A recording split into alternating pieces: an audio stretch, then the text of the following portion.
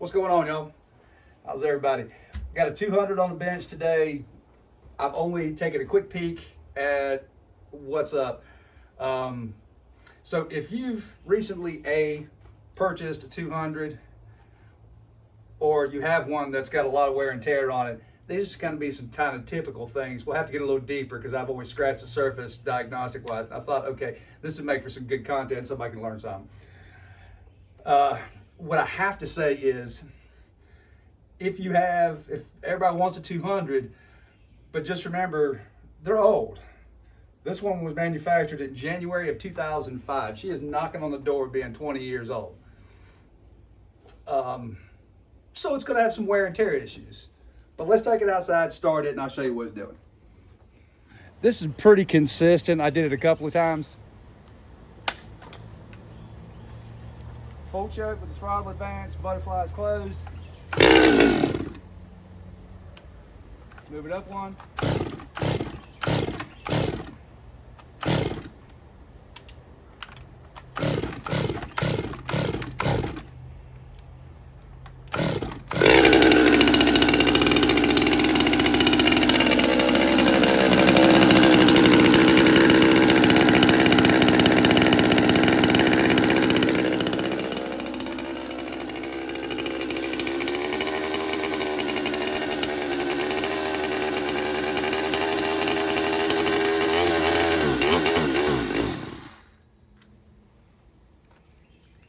Saw shouldn't be able to run with the choke on.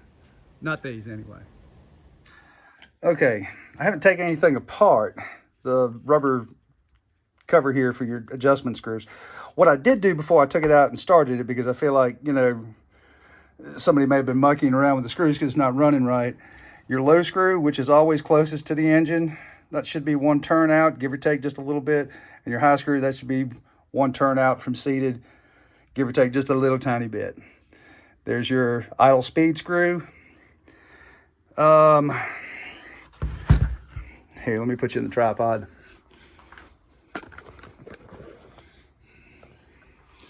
And here's, hopefully everything's okay and nothing's hurt too terribly bad. We got a leaking cap and then a modified cap that I'm not quite sure how that works yet. I don't know if I need a Phillips head.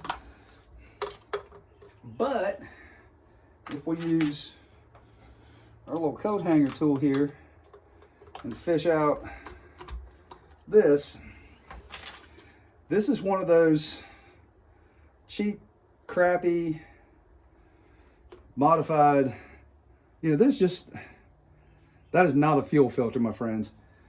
As expensive as carburetors are, you cannot use something like that. You know, the ports in these carburetor, or the passages in the carburetors are tiny. So, just gonna pull this out real quick. Disconnect the fuel line, and we should be able to have carburetor in our hand in no time. So here's what I want to show you.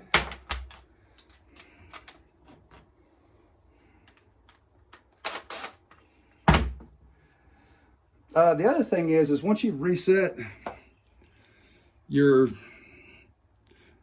high and low screws to 1 and 1 on this particular car, most of them are 1 and 1. You want to look at this right here. So if I can get a little bit more light on that, maybe I can show you. But you pretty much want to be, see how the end of that screw is beveled? It's got a point to it. You should be on like about a third of the way up that taper, no more than half.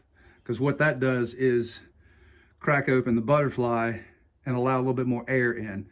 So think about your carburetor as the low side is for idle speed and your initial pickup. So from idle to a quarter throttle, and then your high side is going to jump in there and give you all the fuel. You'll still be delivering fuel with the low circuit at wide open, but just to have that. And then think this is your air. So once that's set up, then you modulate your air with your idle speed. So let's take a peek while I got you zoomed in.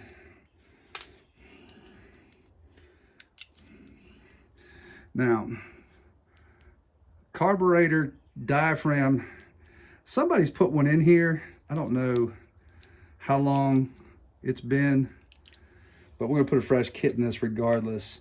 There's a lot of, and I've seen worse, but you see how that's misshapen? That's not where you're gonna get to. And then you look in here with some more light, and there's some dirt. Dang it, it won't focus. Here, let me put you on the bench. It's easier to do it that way. And we'll get a better look at it. Try not to make this a longer video. So we've got dirt where it's not supposed to be because of a 5-cent modified. I mean, somebody went out of their way to make that work. You know what's easier is just to go buy a $6, $7 fuel filter from your steel dealer. But that would seem to be too much trouble. Anyway, so I'm going to give this thing a thorough cleaning, and I'm not going to do anything else. What I did check, and what you should always check on these, and whether I can get you in there, is your impulse line. We talked about this on the other video yesterday. So if we look in right here, which is kind of hard, there is that rubber vacuum line that goes through the housing right here. That connects the crankcase to the carburetor. There's a little nipple on there. Make sure that that's plugged in and is making a good seal. So let me get this carburetor cleaned up and see if that's the magic. All right, I got the carb cleaned up all the way. And like I said, you want to look at that and you say, okay, it's got a good bit of memory on it. You know, this is basically your fuel pump right there. So that it's got some memory in it. It's obviously not as supple as it used to be. You know, that's just time. You know, you soak anything in gasoline. But let's take a look at something else here. Now, this diaphragm right here on the needle side is not the right one. So I think this is off of a 201 maybe. This is not proper. So that's stuck to it. So I'll show you the new kit. Anyway, it doesn't have a hole here. This would be off of like a 261 series carb yeah, 201 carb will have that extra. Anyway, it's a wrong kit. New kit comes with a new screen. Even though I cleaned all this out, I mean, it's simple. So here's the last thing. So we've got new gaskets and diaphragms that are somewhat new. And then the thing that really doesn't stick out here is there's your needle. And that's got red on it, and it's not as conical as it used to be. When they put these gaskets in there, they did not replace the needle. I haven't seen a red needle in a kit. I mean, that's 10, 15 years old since they've been using those. The red ones, yeah, 15. Your new kit will come with a black rubber tip. So, hell, this one's from 2014, new old stock. I bought these off of eBay, and that has, I guarantee you, does not have a red rubber needle on it. Where'd you go? Ah. Anyway, I'll take the kit out and I'll show you how to put all this back together. Part of what I did when I cleaned this with just some brake clean was to take out the low side adjustment screw. And I actually I didn't just go crazy with the brake clean, but just enough where I could see there's a pinhole. You're not even able to see it. It is smaller than a pinhole. I wanted to see a good stream of fuel come out of here, and it also comes out on this particular carburetor, comes out through this jet. So I don't believe that I have any of that small debris that the crappy fuel filter didn't pick up. So I got a good feeling that this will be a good rebuild on this carburetor. So let's go ahead and put this low side screw back in here before we get any farther. And doing this in real time is good. You know, it does make you fast forward. Man, I got a light grip on the screwdriver. When it comes to a stop, I don't want to hammer down. It's getting tight.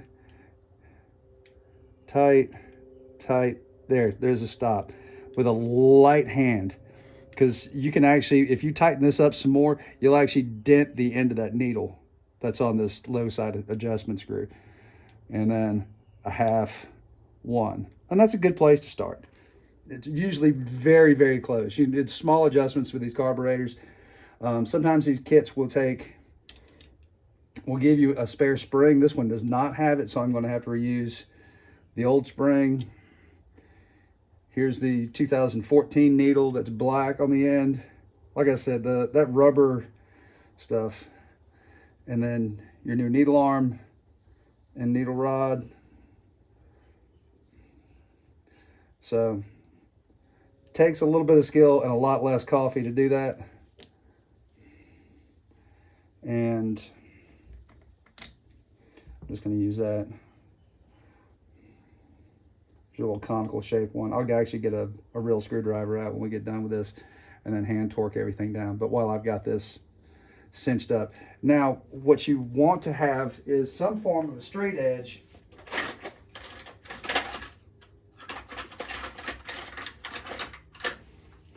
So let me get this tightened down good and snug. Don't go crazy. You only got a little bit of threads.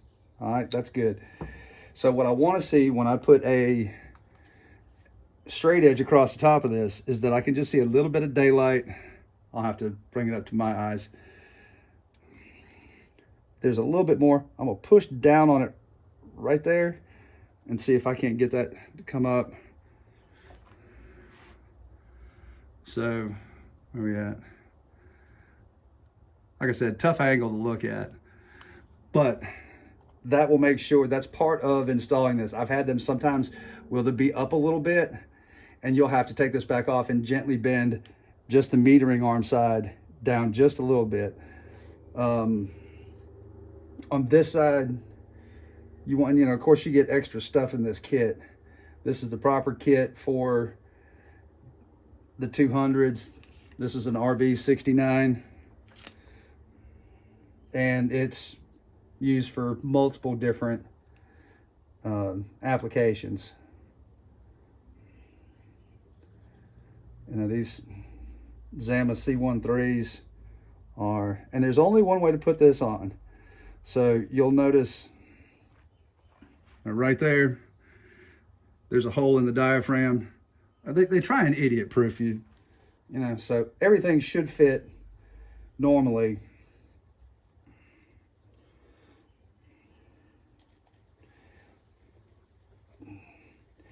Then just basic reassembly, you'll find it a lot easier when you're putting stuff back together, is to just get everything started and then tighten them up. So that way you're not having to undo something to get a screw to go in.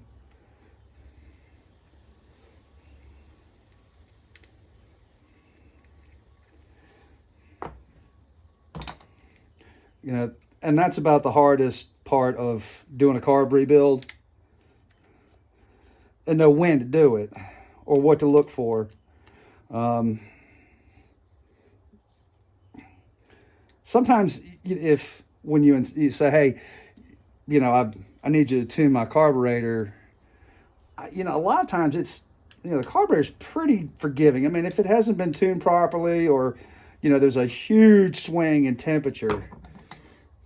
Okay, easy way to install this screen is to lay it on top, and I usually find the back side of a driver. Clean that off.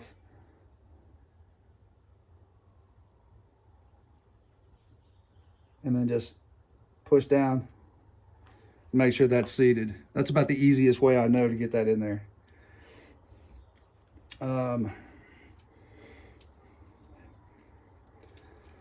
And I guess you noticed on the other side that the gasket went first. The diaphragm material goes first on the pump side over here. So I'm going to get that out of the way and then seat that down. Now I've got pressure on this so it doesn't move, and I can start my hold down screw on here. So that way I know I've got a good seal. And you'll actually have to tighten this one up pretty good. You got plenty of threads and a beefy screw, but you want to, because you're going to have to compress that gasket. And if you're not sure, there's always clues. So if you look on this old gasket that came out of here, it's got the indentations from this aluminum housing where it segregates off and pinches that. So, you know, there's always a clue when you're putting stuff back together again. You know, is that going to work? Let's throw this thing in the saw and see if it'll run a little bit better now. So we're at one screw out, about a third of the way. That's a little heavy. I'm going to back off the idle just a little bit. And that gets me to about a third and a half. On an older carburetor, you can actually look on here and you can see where that's gone back and stopped a million times. There'll actually be a wear mark on this idle screw. All right, enough yakking. Let's put this back together and see if it'll run. And then we can address some of the other wore out issues. You will be able to see exactly what I'm doing, but when you're putting a car back on a 200, this will make your life so much easier. When you put it on, it's not all the way down. You know, like that's all the way down. You don't want it there.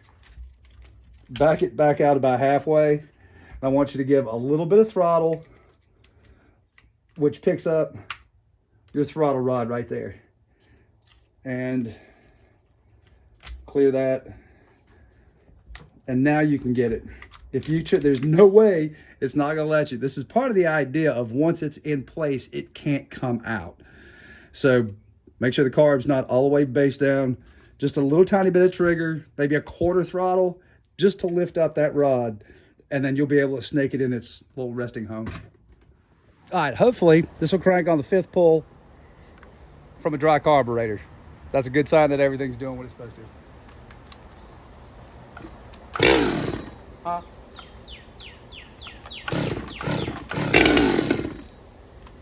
We had some fuel left in there when we shut it off.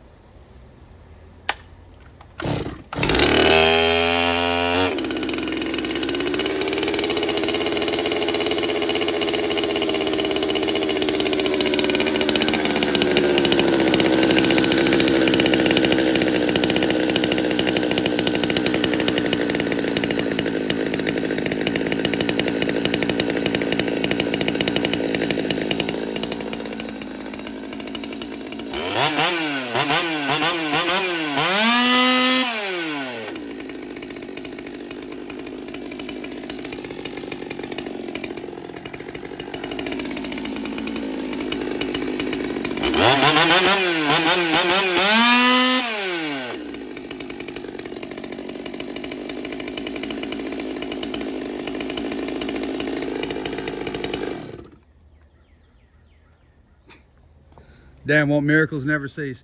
The only thing I did was just back off the idle speed screw. So that's your LA screw, I think is what is printed on the side. This AV mount right here, I usually get it started by just a pair of channel locks and gripping down on that thin metal bottom plate, and it should screw right out. Word to the wise, only use the OEM buffers. I've had horrible, I bought a bag full of them, you know, because you got to try, because when they came out with the 200 clones, and I didn't have a spare. This only needs to be cinched down. I just want like an 1/8 of a turn. I bought, I don't know, 3 sets of these buffers, and I told one of the guys, and I said, hey, look, you know, I mean, you want to try these? I mean, they're Chinese. And he goes, sure, why not? He was back the next day. It had already broken. But you can see the difference in these. Here, let me get you in a little tighter. And this is natural. You know, you got oil leaking out of these flippy caps is a thing. But see how much that's swollen over the years. And it does. It gets a lot of pull. What you'll notice after you put a fresh set of Antivibes on here is how rigid the top handle is now. The other one that we're going to replace, same thing. We look in here, see how haggard that, I mean, that's just dying to break. So you don't want to go back out into service like that. So this one's super easy. It just slides up underneath. It only goes one way. Whoops. And here I am trying to do it the wrong way. Oh hell, this is the wrong one. Sorry. Let me go grab the other one. I think this is for like a 193 or maybe a 201. But there's a, take you in here. There's a nub that's supposed to ride in, and this is not supposed to be facing out. Okay, so I need to grab one out of the box that the nub's on this side, so it lays down in there. So, and then I think we're just gonna give this thing a clean up and call it good. I can't believe, I thought there'd be a little bit more to this one. That's a pretty lucky score. And I'm gonna look around and see if I've got another one of these, just to keep some of the dust and stuff out of here. But anyway, thanks for watching, y'all. Hope this helps somebody, and see you on the next one. All right, gave it a bath, a little degreasing, new bar, new chain. There's the end result. I gotta be honest with you, I so wasn't expecting that just a carburetor kit was needed on this. That the crank seals are still okay, and the impulse line's still hooked up. I'm not going to touch it. But anyway, got the AVs replaced. I did put a new cord on it. This was down there by the rope spool where it was frayed. I mean, you could tell it was pretty well frayed up top, but that wouldn't have lasted very many poor pulls. And don't ever use junk like that. And a couple of those, don't use the knockoff ones. Anyway, that's it. I know I already said thanks. Y'all throw me a like if you found this entertaining.